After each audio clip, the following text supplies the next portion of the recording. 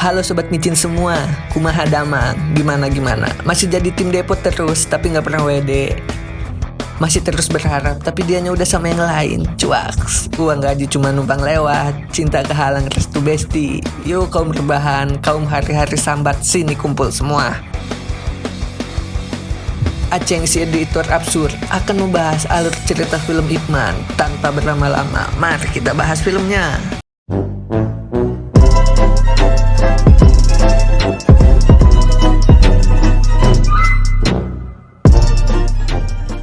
Terima kasih sudah klik video ini. Tapi jangan lupa guys, klik tombol subscribe karena subscribe itu gratis. Dengan subscribe kamu support channel ini terus untuk upload hampir setiap hari. Ingat, subscribe itu gratis. Gak ada ruginya kamu klik tombol subscribe guys. Selamat menonton, enjoy. Kali ini Aceng akan membahas alur cerita film Ip Man. Ip Man adalah sebuah film aksi seni bela diri yang rilis pada tahun 2008. Film ini akan menceritakan kehidupan seorang tokoh ahli bela diri yang hidup di zaman peperangan Jepang. Ip Man yang tadinya hidup dengan serba kecukupan berubah drastis saat terjadi peperangan. Ip Man juga akan bertarung dengan jenderal tentara dari Jepang demi mengangkat harkat dan martabat negaranya. Tanpa berlama-lama, mari kita bahas filmnya dan kita lihat kehebatan Ip Man dalam bertarung. Oke, sebelum dimulai, siapkan kotak kalian, simetriskan pantat kiri dan kanan, let's go! Dengan berlatarkan di kota Fusan pada tahun 1935, kota Fusan terkenal dengan masyarakatnya yang hobi bela diri. Banyak klub bela diri yang ada di kota Fusan dan ada perguruan yang baru saja login alias baru berdiri di kota Fusan.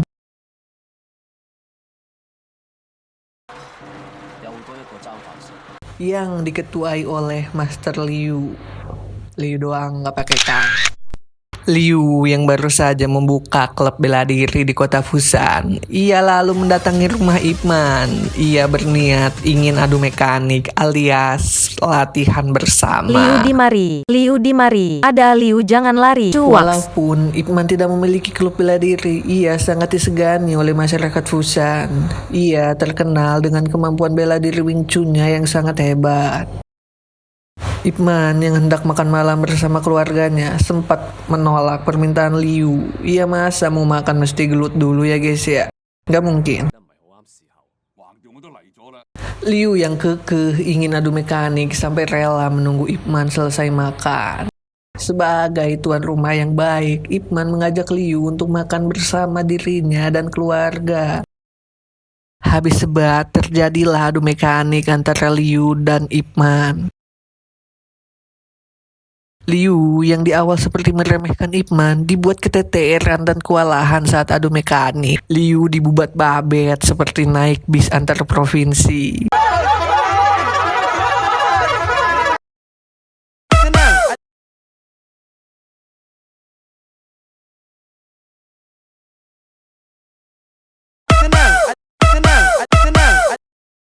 Tapi ini cuma latihan, tidak ada dendam antara Ip Man dan Liu. Liu yang merasa malu karena kalah adu mekanik, dia meminta Ip Man untuk merahasiakan hal ini. Ip Man yang sangat rendah hati, tentu saja langsung mengiyakan keinginan Liu tanpa fafifu babibu. Mungkin memang hari apesnya Liu.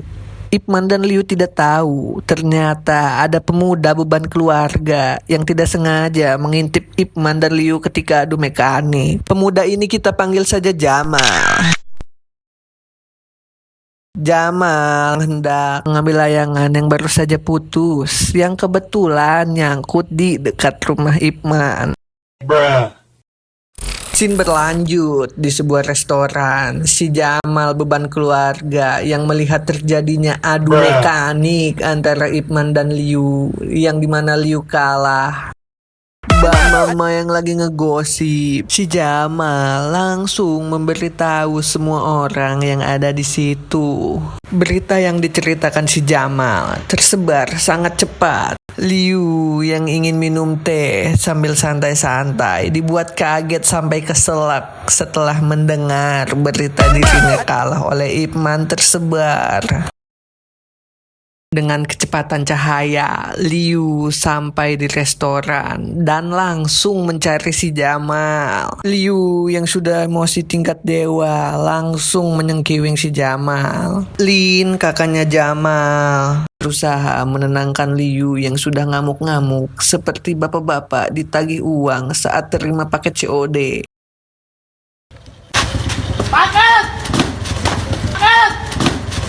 Liu sangat marah karena jika berita ini tersebar, reputasi dia sebagai master bisa turun dan ditinggalkan oleh para muridnya. Si Jamal kekeh tidak mau mengakui kesalahannya. Ia malah menantang Liu untuk bertemu Ip Man, yang kebetulan ternyata Ip Man sedang makan bersama CS kentalnya yakni Kuan. Terjadilah momen Terjadilah momen awkward antara Ip Man dan Liu.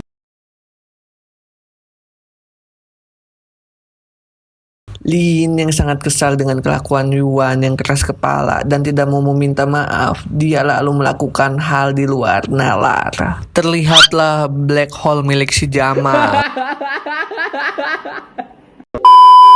Di tengah keributan, datanglah kapten polisi yang bernama Lee, yang sedang makan juga di restoran itu. Lee mengancam akan menindak tegas siapa saja yang membuat masalah di wilayahnya. Asik. Tanpa diduga, Lee mengeluarkan beceng alias pistol untuk menakut-nakuti Ip Man dan yang lainnya. Terjadilah momen epik yang dilakukan oleh Ip Man. Anjas. Setelah keributan selesai, Ip Man melanjutkan obrolannya dengan Kuan. Kuan mengajak Ip Man untuk berbisnis. Ip Man yang tidak pandai dalam berbisnis hanya memberikan modal alias investasi kepada Kuan untuk usaha tekstil miliknya. Scene berlanjut ke pusat kota Busan. Datang geng dengan petang-tang peteng-teng kayak ayam kate yang diketuai oleh Jin. Kedatangan Jin dan gengnya berniat ingin membabat-babadin para perguruan bela diri yang ada di kota Busan. Jin yang merasa bela dirinya paling hebat sejagat raya menantang satu persatu para master bela diri yang ada di kota Busan. Lalu terjadilah adu mekanik antara Jin dan beberapa master bela diri.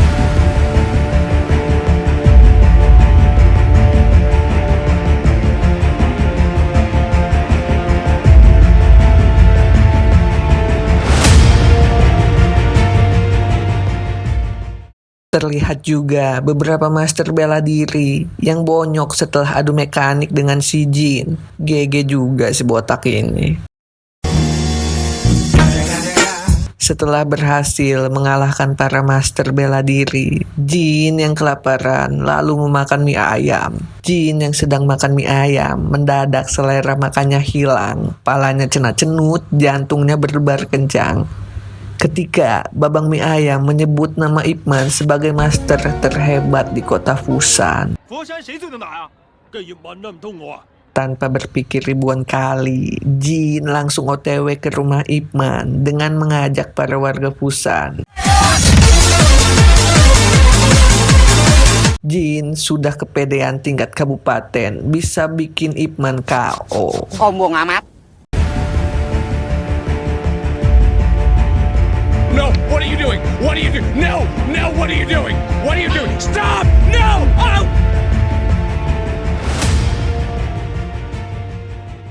Jin langsung menantang Ip Man adu mekanik. Ip Man menolak karena sudah berjanji kepada istrinya tidak akan gelut lagi.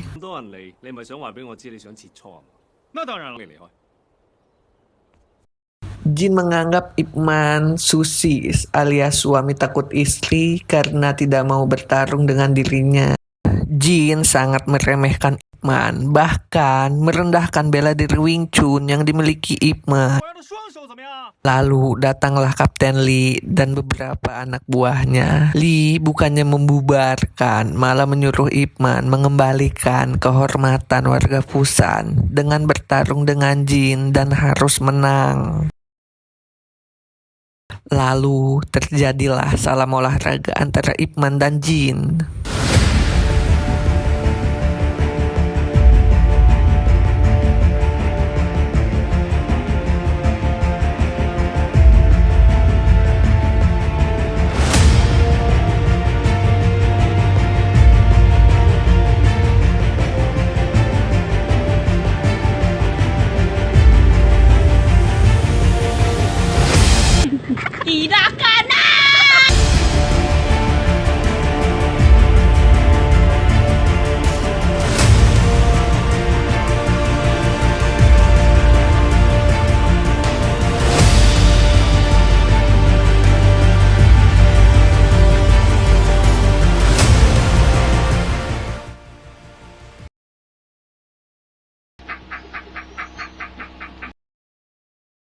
Ip Man dimari, ada Ip Man jangan lari.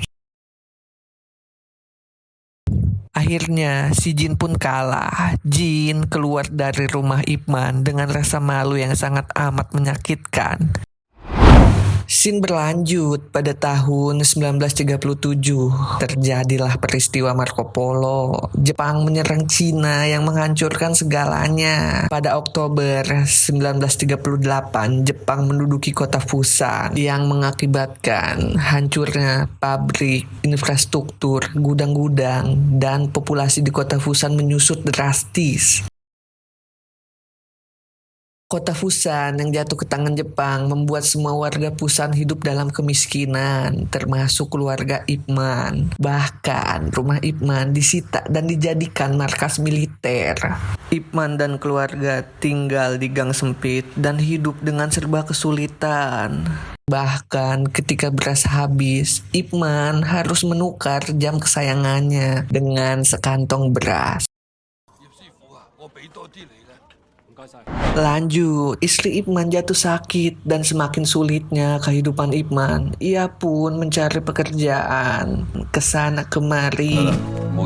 Ip Man mendapatkan pekerjaan menjadi buruh di tambang batu bara. Di sini, Ip Man bertemu kembali dengan Lin yang ternyata sudah lebih dulu bekerja di tambang batu bara. Saat jam istirahat makan siang, Ip Man dan Lin saling menanyakan kabar satu sama lain.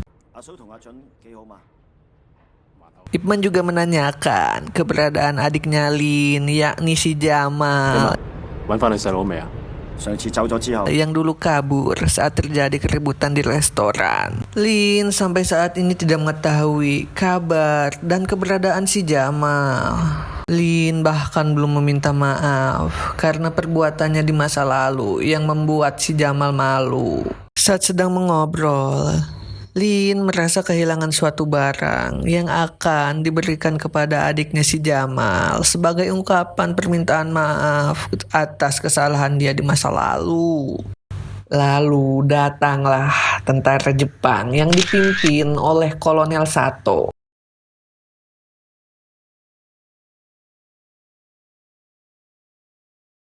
Ingat Kapten Lee? Ya. Lee yang dulu menjabat sebagai polisi kini menjadi penerjemah untuk pemerintah Jepang. Karena kota Fusan terkenal dengan bela dirinya, Jenderal Miura ingin orang Cina dan Jepang adu mekanik. Lee mengajak kepada para pekerja tambang untuk ikut turnamen yang dibuat oleh pemerintah Jepang dengan hadiah sekantong beras jika menang melawan para petarung Jepang. Lin akan ikut turnamen itu, namun Ip Man melarang Lin untuk ikut bertarung karena takut terjadi apa-apa. Si Lin pun kekeh dan tetap ingin bertarung. Wasiat terakhirnya, Lin meminta tolong kepada Ip Man untuk mencari barangnya yang hilang. Scene berlanjut, Lin sampai di tempat adu mekanik. Ternyata di sana sudah banyak yang ingin bertarung demi sekantong beras. Terlihat juga Master Liu yang sedang adu mekanik. Liu menang dan mendapatkan sekantong beras.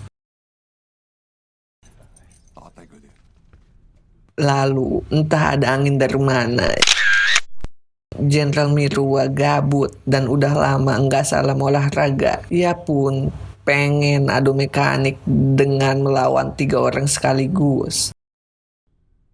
3人と相手だ。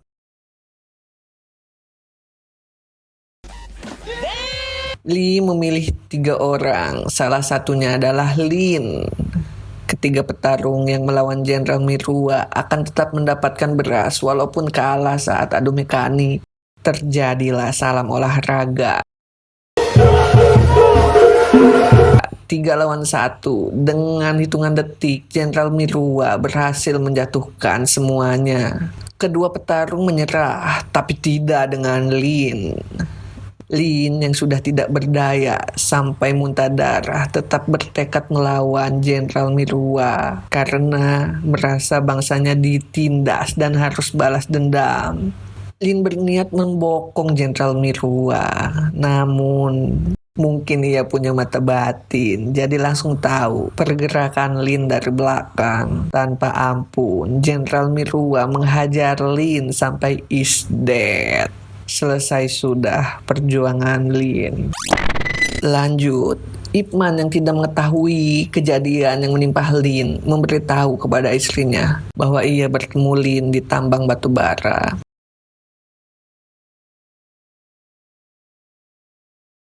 Lanjut, kembali ke scene tambang batu bara.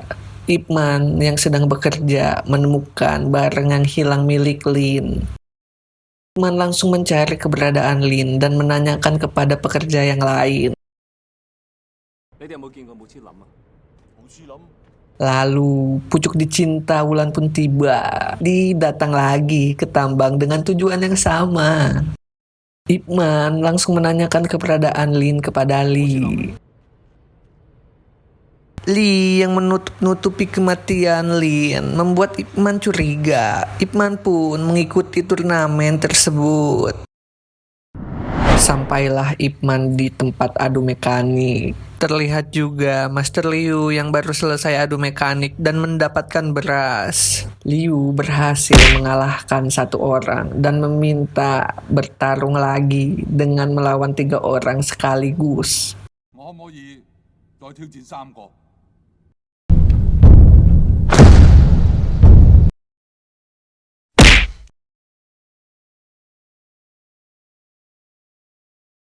Karena sudah kelelahan, Liu kalah saat adu mekanik.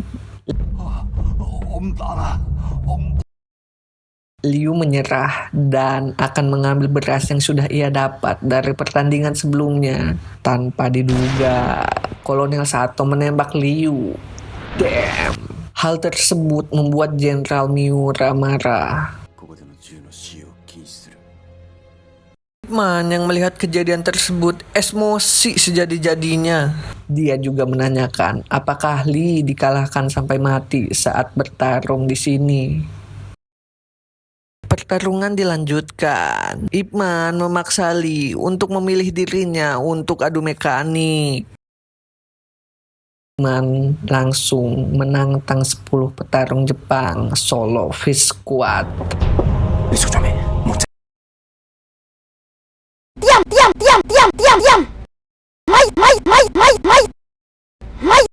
Ip Man menghajar para petarung Jepang tanpa ampun. Aceng melihatnya sangat satisfying sekali.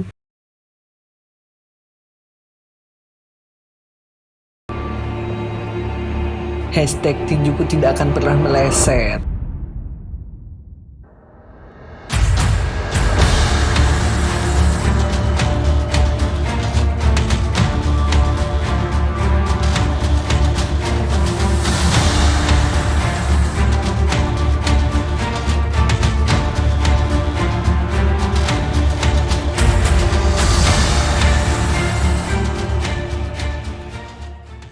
Ip Man berhasil mengalahkan ke-10 petarung Jepang.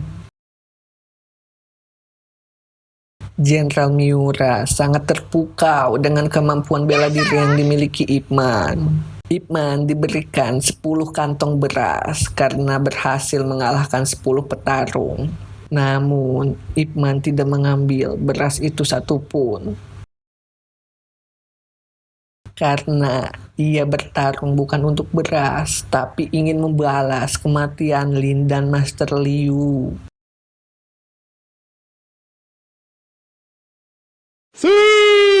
Jenderal Mirua yang terpukau dengan kemampuan bela diri yang dimiliki Ip Man meminta Ip Man untuk kembali di lain waktu, alias ikut turnamen lagi. mau tahu? Ip Man hanya mengambil beras milik Liu yang sudah berlumuran darah. Beras tersebut bakal Ip Man kasih ke keluarga Master Liu sambil ngasih tahu kejadian yang menimpa pada Master Liu. Scene berlanjut, terlihat si begundal Jin sepertinya akan membuat masalah. Jin berniat ingin membegal dengan gengnya yang kita kasih nama saja Bekicot alias Beki Bacot. Dengan bermodalkan kampak dan teriakan dari anak buahnya, Jin dan kawan-kawan berhasil membegal truk itu.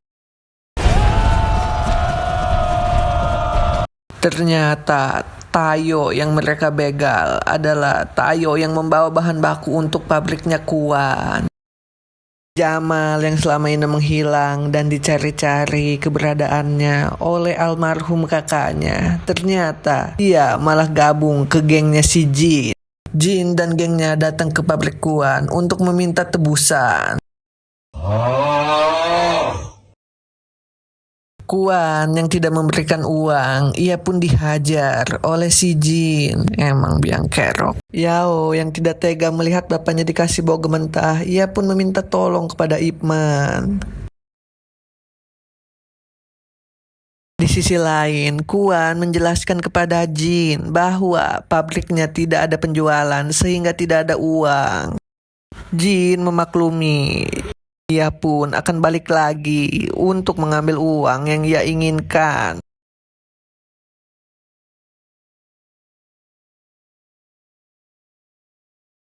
Sesampainya Ip Man di pabrik, Jin dan gengnya sudah balik kanan. Setelah kejadian ini, Kuan dan para pekerja pabrik meminta Ip Man untuk melatih mereka bela diri untuk melawan geng Jin yang akan kembali lagi meminta uang.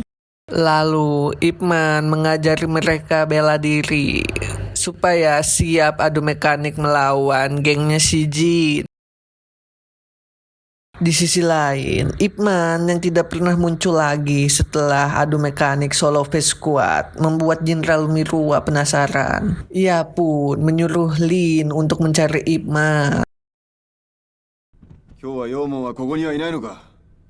Lin yang menutup-nutupi keberadaan Ip Man, ia pun disiksa oleh Kolonel Sato.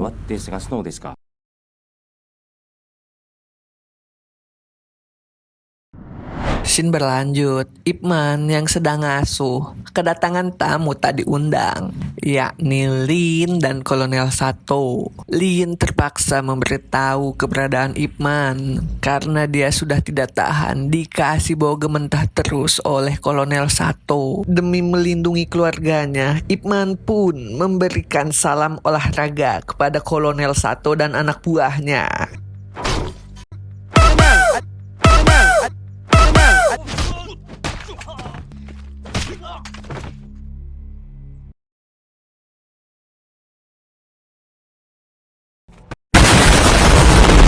Setelah kejadian itu, Ip Man menjadi buronan tentara Jepang. Lalu Lin menyembunyikan Ip Man di rumahnya. Scene berlanjut, Jin dan anak buahnya datang lagi ke pabrik Kuan untuk meminta uang yang sebelumnya ia minta. Dengan muka tengilnya, Jin menanyakan apakah uangnya sudah ada atau belum. Para pekerja yang sebelumnya sudah dilatih oleh Ip Man siap salam olahraga dengan gengnya si Jin. Dan terjadilah adu mekanik.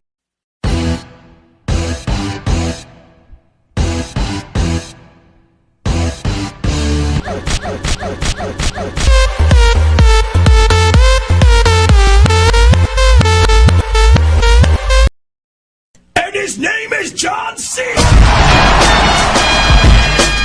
Di tengah keributan, datanglah Ip Man membantu para pekerja yang sudah hampir kalah. Hashtag tinjuku tidak akan pernah meleset.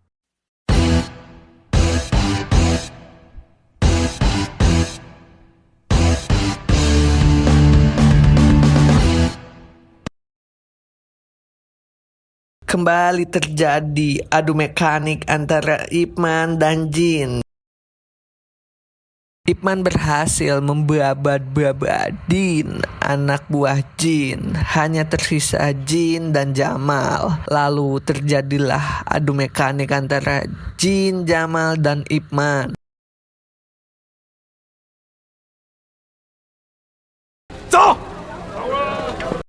Ip Man berhasil membuat Jin dan anak buahnya kocar-kacir. Hanya tersisa si Jamal yang terpincang-pincang meninggalkan pabrik setelah adu mekanik melawan Ip Man. Lalu Ip Man menghampiri si Jamal untuk memberikan barang milik almarhum kakaknya. Jamal sempat menolak pemberian Ip Man karena dia sangat benci kakaknya. Namun Ip Man memberitahu bahwa kakaknya tewas dihajar oleh pihak Jepang. 你知唔知你哥死咗？不過一直揾你唔到。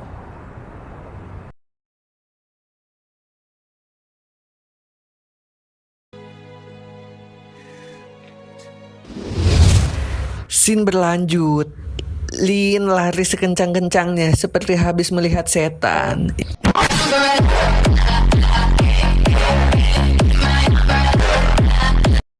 Ia berniat ingin memberitahu Ip Man bahwa tentara Jepang ada di pabrik Kuan. Lin memberitahu agar Ip Man tidak usah kemana-mana. Di sisi lain, para pekerja pabrik diinterogasi oleh tentara Jepang. 妖門はどこだ？出せ！ Ip Man yang tidak mau orang lain berada dalam kesusahan karena dirinya, ia pun menyerahkan diri.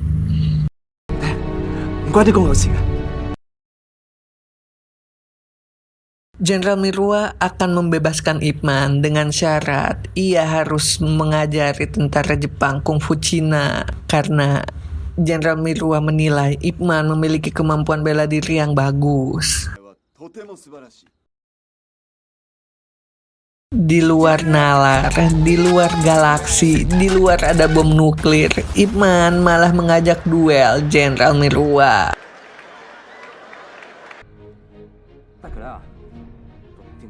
Ia pun akhirnya ditahan oleh pihak Jepang.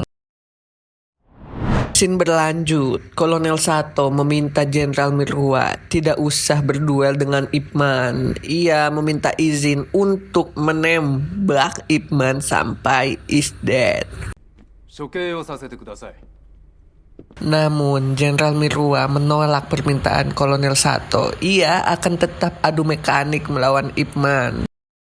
Kolonel Sato sempat mengancam Ip Man jika Ip Man tidak mau mengalah saat adu mekanik dengan Jenderal Miruwa, dia akan membunuh Ip Man.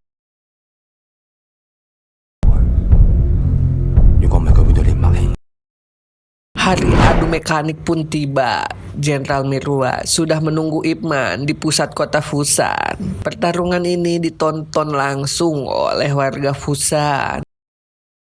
Lalu terjadilah adu mekanik antara Jenderal Miruwa dan Ip Man.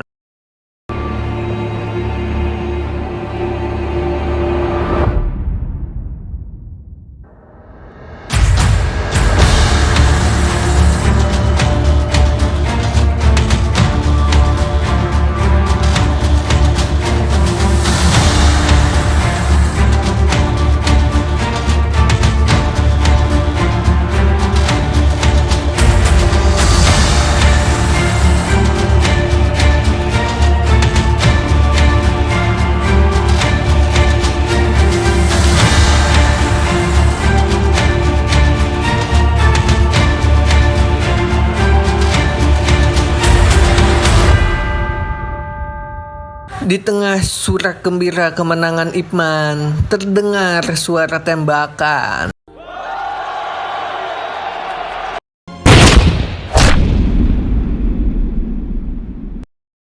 Kolonel Sato menembak Ip Man yang menyebabkan terjadinya kerusuhan. Warga Fusan memberontak ingin menyelamatkan Ip Man.